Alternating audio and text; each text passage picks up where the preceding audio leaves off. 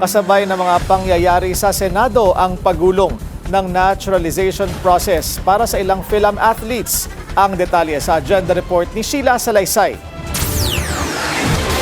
Suportado ng ilang senador ang mga panukalang bigyan ng Filipino citizenship ang film athletes na sina Benny Boatwright at Matthew James Ramos.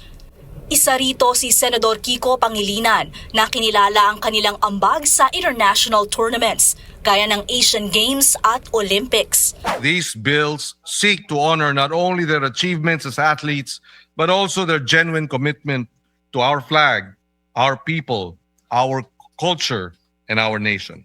Sa kanyang sponsorship speech, ibinida ni Pangilinan ang impresibong record ng wrestler na si Ramos, kabilang ang kanyang tagumpay sa NCAA, US Open at Cadet World Championship.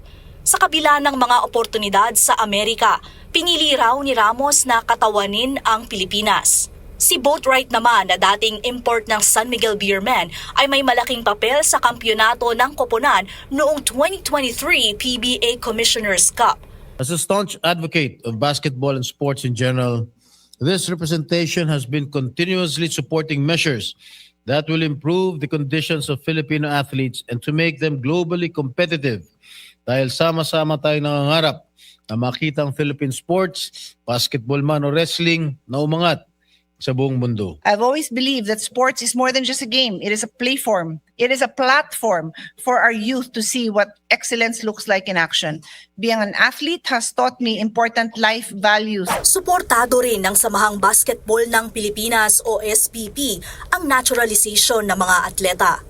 Malaking tulong daw sina Boatwright at Ramos sa pagpapalakas ng National Sports Program ng Pilipinas. Para sa agenda, Sheila Salaysay, Billionaire News Channel. Manatiling nakatutok sa Billionaire News Channel. Sumubaybay sa aming social media accounts at mag-subscribe sa aming YouTube channel para sa mga eksklusibong balita at storya.